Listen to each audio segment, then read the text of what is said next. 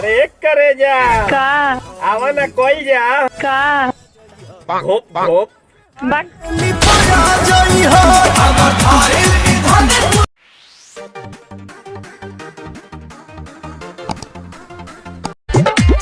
नया बा उमर सिल पैक बजवानी सिल पैक बजवानी छाकले बा भीतर इस्ता चू जाई पानी देखा तरल भाई लो पढ़े लिखे के उम्र में सील चेक करवावत फिरत तारी सन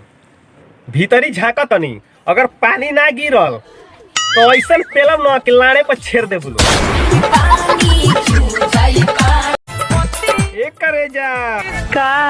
आवत जात बानू का अरे छेदा में लबे जा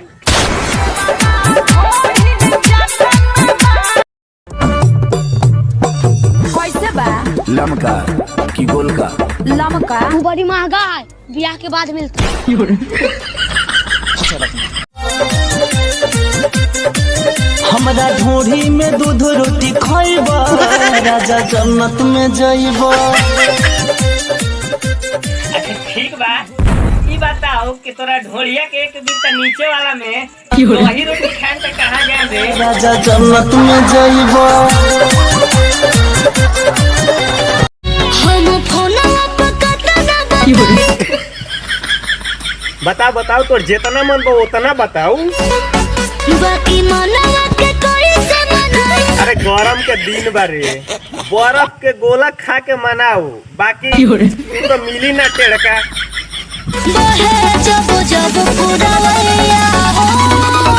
मन बिगड़े सैया हो ऐसा ने मुलायम मुलायम गाना खा गा के ना